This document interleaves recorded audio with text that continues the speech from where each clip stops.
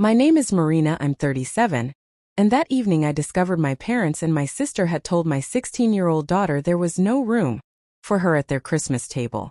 If you've ever faced something like this, comment where you're reading from. The kitchen clock in our apartment glowed 22:14 when she came home, cheeks still red from the cold. The smell of fried onions from a neighbor's vent clung to her coat, mixed with the sharp winter air she carried in. I was peeling off my scrubs after a double shift in the ER. My ID badge still warm against my chest pocket. She dropped her gloves on the counter, thin black knit, one fingertip frayed, and sat without a word. Her silence was louder than anything. I pushed a chipped mug of chamomile tea toward her, steam curling between us. Only then she said it. They told me there wasn't a seat for me, that the table was full. I froze with my hands around the mug's handle, the ceramic hot under my skin. My parents, my sister, my family, choosing to humiliate a child instead of pulling up an extra chair. The mismatch clawed at me. I had grown up in that house, at that same table with its waxy red tablecloth and the rattle of old silverware. We always squeezed in neighbors, co-workers, whoever stopped by. But my daughter? My only daughter? They told her to drive back alone, headlights cutting through snow, to an empty apartment. I held her frayed glove in my palm, the yarn scratchy, almost unraveling. I didn't know yet that in 5 days that same glove would be sitting on the lawyer's desk as I laid out what came next. The next morning, the apartment still smelled faintly of chamomile and detergent. I sat at our small kitchen table, wood worn thin at the edges, scrolling through the hospital's schedule on my phone. My daughter was at the counter, spooning cornflakes into a chipped white bowl. The clock read 7:32, snow light flickered outside through the blinds. My phone buzzed, family group chat. A photo from my sister. The table, the red tablecloth, 12 wine glasses set. Caption: perfect evening, everyone so happy. I looked at the image until the screen dimmed. I counted. 12 places. 12. My daughter had been told there was no room. You saw it too? She asked, her spoon paused midair. I nodded, throat dry. At 7:36 my mother called. I put it on speaker. Her voice came crisp, almost rehearsed. You know, it's not personal. We just didn't have enough space. She'll understand. I stared at the fridge door where 3 magnets barely held up her last school report card. Straight A's, one corner folded. My daughter sat silent, shoulders pulled in. Not enough space? I repeated, quiet. You're working anyway. It's simpler, my mother said, as though logistics were morality. The call ended with a sharp beep. No apology. Just the sound of cereal crunching in my daughter's bowl after. That was the first real collision. Not just their coldness but their expectation that I'd absorb it, excuse it. For years I had done just that. Explained away slights, swallowed little humiliations. But this one had touched her, not me. I pressed the back of my hand against the cool enamel of the kettle. I felt the resolve as physical as heat rising from the burner. I won't do this anymore, I said, not to my daughter, not even to the kitchen. To myself. And that was the moment a plan started to take shape. Unsteady at first, but sharper with each tick of the clock. It wasn't sudden. That night at the Christmas table was just the sharp edge of a blade that had been sliding for years. When I was younger, my parents' house was the center of everything. I remember the orange glow of their living room lamp, the patterned carpet that smelled faintly of mothballs, the way we'd crowd on the couch with plates balanced on our knees. Back then, generosity was their language, or at least it seemed so. My father would pull out another folding chair. My mother would stretch the stew with more potatoes. No one was ever too many. But something shifted after I left for nursing school. My sister stayed nearby, took the path of closeness, compliance. She learned to mirror my mother's tone, to anticipate her moods. I chose distance, and distance became suspicion. Every holiday after that, I felt it. The forgetting of details I'd told them. The way my daughter's birthday was always mentioned as an afterthought. The worst was the Easter when she was 10. My daughter had brought a handmade card, purple construction paper with uneven hearts. My mother had set it aside, unopened, while complimenting my sister's children on their store-bought gifts. My daughter didn't say a word, but that night she tucked the card under her pillow instead of leaving it on the table. I should have acted then. But I didn't. What's at stake now isn't just one dinner, one humiliation. It's the structure of belonging itself. If I let them treat her like an afterthought, she learns that love can be conditional, that a child must earn her place at her own family's table. And if I accept it, I teach her that silence is survival. I thought of the apartment lease, the mortgage still under my name alone. I thought of the way my parents always hinted that their house would naturally pass to my sister's children, since they were around more. The stakes weren't sentimental anymore, they were material. Land. Security. A legacy measured not in affection but in deeds and signatures. That night I sat at the kitchen table with the lamp casting a thin cone of light on the wood. My daughter had gone to bed, her door closed, the faint hum of her phone charger behind it. In front of me lay a plain blue folder. Hospital forms, bank slips, a copy of my birth certificate. I placed my palm flat on it, the paper cool beneath. This time I told myself I won't let the pattern repeat. And I didn't know yet, but within 72 hours I would be holding the first piece of undeniable proof in my hand, something they couldn't shrug off as just feelings. It was the third day after Christmas when the envelope appeared.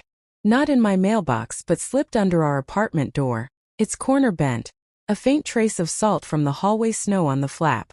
I found it at 1945, coming home from another shift. The hall smelled of boiled cabbage from the neighbor's flat, and the envelope crackled when I picked it up. Cheap thin paper, the kind that tears if you press too hard. Inside was a single printed page, not handwritten. It was a notice from the notary's office. A certified addendum dated December 12th, adjusting my parents' will. The language was sterile but brutal. Property at 14 Vysotsky Street, the family house, was to pass in entirety to my sister. No mention of me, no mention of my daughter. The date was 2 weeks before Christmas, long before the empty chair. They had already carved us out. I sat on the couch, the fabric rough under my palms, and read it 3 times. My pulse thudded in my ears. At the bottom, my mother's signature in blue ink, bold and curved, and beneath it my father's, shakier but present. I ran my fingertip along the ink ridge, the slight drag of ballpoint on paper. This wasn't theoretical. This was planned. There was one line that burned itself into me. To ensure continuity and fairness to the branch of the family that provides ongoing support. Fairness. Ongoing support. I could hear my sister's voice in those words, her exact phrasing, like a shadow inside the legalese. I placed the paper back in the envelope and slid it into the blue folder with my own documents. The click in my chest was almost audible. No more waiting for apologies. No more hoping for a shift of heart. The evidence was cold, printed, dated. I make a choice. The next morning I carried the envelope in my bag, wedged between my stethoscope and a folded grocery list. I couldn't focus at work. The notice pulsed like a hidden alarm. At 16:20 when my shift ended, I didn't go home. I walked instead to a brick building on Sovetskaya Street, the sign painted dull green. Notary office number 4. The waiting room smelled of dust and toner, and the radiator clanged every few minutes like metal teeth snapping shut. I handed the receptionist the envelope. She flipped it open, expression unreadable, then tapped something into her computer. After a pause she said, "Yes. This was registered on December 12th at 11:07. Both your parents were present." Her words landed heavier than any argument. Not rumor. Not family politics. A recorded fact. I asked, my voice quieter than I intended. "And what does that mean for me?" She slid her glasses down, looked directly at me. "It means unless contested, you are no longer a beneficiary. The house, estimated at 11.3 million rubles, is assigned fully to your sister." 11.3. I repeated the number silently, each digit like a nail driven in. The house where I grew up. The garden where my daughter once played with sparklers on New Year's Eve. Reduced to a figure and already shifted elsewhere. The receptionist softened slightly. "If you wish to file an objection, you must do so before January 20th. After that, the record stands." January 20th. That gave me 3 weeks. 3 weeks to decide if I'd let them erase me and, by extension, erase my daughter. Outside the office, the air was sharp with exhaust fumes, the sky the color of wet paper. I gripped the folder tight against my chest, its edge pressing into my ribs. For the first time I felt not confusion, not hurt, but a thin blade of clarity. I had proof. I had a deadline. And I had something they didn't expect: the will to act. On January 5th, I walked into a narrow office above a pharmacy, the kind with fluorescent lights that hummed faintly, the walls lined with beige binders. The brass plaque on the door read simply, "Attorney at Law." I'd called 2 days earlier, voice steady but fingers trembling on the phone. The lawyer, a man in his 50s with wire-rimmed glasses, listened without interruption as I laid the notary letter on the desk. My blue folder was open beside it, papers aligned, my daughter's frayed glove resting on top like a marker. He adjusted his glasses, read the letter twice, then said only, "They acted quickly. But so can we." The next 90 minutes passed in steps as sharp as surgical cuts. 1. He drafted a temporary injunction request to freeze any transfer of the property until the dispute was resolved. 2. He dictated a letter addressed to my parents and sister. Our client Marina Ivanova formally contests the validity of the addendum dated December 12. The words were dry but final, like a door closing. 3. I signed my name in blue ink at the bottom of 3 documents, my hand firm, the pen scratching softly across the paper. When I asked, "What happens now?" he replied, "They'll be notified within 3 business days. The property cannot be re-registered or sold until the court decides. You've drawn a line they can't ignore." I left the office with a copy of the injunction folded in my bag. The paper was crisp, its corners sharp against my palm when I touched it through the fabric. That evening at 2011 my phone buzzed. A message from my sister. "So you're dragging this into court? Over what?" "Disgusting." I stared at the words until the screen dimmed. No explosion, no storm, just quiet shock on their side. The kind that comes when someone you thought would stay silent suddenly speaks with evidence and signatures. I put my phone face down on the table. My daughter was in the next room, humming along to music, unaware of the message. I decided not to show her yet. What mattered was that for the first time, the chair they had tried to deny her was no longer theirs to give or take away. The first consequence landed fast. On January 10th, a courier delivered a thick envelope to our apartment. My daughter brought it in from the hall, her mitten dusted with snow, and set it on the kitchen table between 2 mugs. The seal tore with a dry rip. Inside were copies of the injunction, court stamps in violet ink, the words "temporary restriction applied" stamped across the top. It meant the house, worth 11.3 million rubles, was legally frozen. They couldn't sell, gift, or transfer it. For the first time in years, I held a piece of paper that leveled the ground beneath us. 2 days later my sister called. Her voice came sharp, metallic through the phone. "You've humiliated us. You know Mother's blood pressure isn't good. How could you?" I kept my tone even. "I've only ensured fairness. Nothing more." "You'll regret this," she snapped and hung up. But the truth was I didn't. That week my daughter and I cooked together in the kitchen, the smell of garlic and dill filling the air, our window fogged from the steam.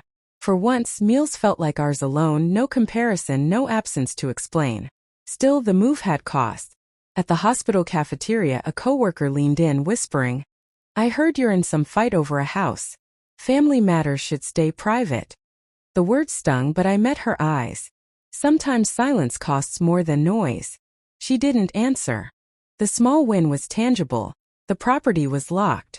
They couldn't erase us with a signature anymore. But I also knew this was only the first round. Families don't surrender easily when money and control are involved. That night, I tucked the court-stamped paper into the blue folder. My daughter's glove still lay inside, pressed between pages like a bookmark. I closed it gently, feeling the weight of both proof and promise. The house was paused. The conflict wasn't. It came in the form of a phone call on January 16th, just 4 days before my deadline to contest formally. The notary's office again. A clerk's voice, careful, almost apologetic. "Your parents submitted a statement today claiming you had verbally agreed to relinquish your share years ago. They asked us to note that in the file." I stood by the kitchen window, the cold glass against my palm, the street below coated in fresh snow. My daughter's laughter drifted faintly from her room. She was on a video call with a friend, her voice light, unaware. "I never agreed to that," I said flatly. The clerk hesitated. "Then you should know. We still have a signed receipt from 2018. acknowledging your contribution to property taxes. If you had agreed to give up rights, you wouldn't have been paying them. That receipt. I remembered the slip, yellowed thermal paper, tucked into an old folder years ago. I pulled open the bottom drawer of my desk, rummaged through layers of documents until I found it. April 3, 2018 property tax payment, 27,600 rubles. Paid by Marina Ivanova. The ink was faint but legible, the amount and date precise. Their countermove collapsed in my hands. They had tried to invent consent, but the receipt told the truth. That evening I scanned the slip, attached it to the lawyer's email with a short note. This is my factual response. Nothing more to add. No drama, no raised voice. Just paper against paper, date against date. When my sister called again 2 hours later, her voice tight with anger. You think one old receipt means anything? I answered calmly, it means everything. And it means there's no way back. I ended the call myself. My finger lingered on the red button for a second, then dropped. Silence filled the kitchen, steady as breath. The gap between truth and their story had closed. There was no more space to twist or erase. The court hearing is set for March 12th. Until then, the injunction holds, and the house remains untouchable. My lawyer says the receipt, the tax records, and my objection are more than enough to secure my share. I no longer wake up fearing they'll quietly transfer the deed while I sleep. Life has narrowed into something steadier. On weekdays, I rise at 6:10, put on my scrubs, and walk to the hospital through streets that smell of diesel and wet snow. At home, my daughter and I share dinners at our small kitchen table. No red tablecloth, no silverware clatter, just us, 2 bowls, steam rising from soup. I've drawn boundaries as clearly as lines on a form. I no longer answer family group chats. I no longer explain or justify. If they want to reach me, they go through my lawyer. My daughter knows this isn't punishment. It's protection. Last week I bought her a new pair of gloves, black leather, lined with fleece. She still keeps the frayed knit ones in her desk drawer. But now she slips on the new pair before school, smiling when the lining hugs her fingers. I haven't returned to my parents' house since Christmas. I may never again. The inheritance is no longer about their approval. It's about securing what is rightfully ours, ensuring my daughter sees that silence is not the price of belonging. Tonight the apartment is warm, the radiator ticking softly. I light a single candle on the table, the wax scent faint in the air, and write tomorrow's grocery list on a square of paper. It's a small ritual, but it anchors me. I live in present tense now. I choose what comes in, what stays out. In 3 to 6 months, I plan to move us into a larger apartment, something with a second bedroom, something ours alone, no strings attached. For the first time in years, I feel the chair beneath me is solid. And it belongs to us.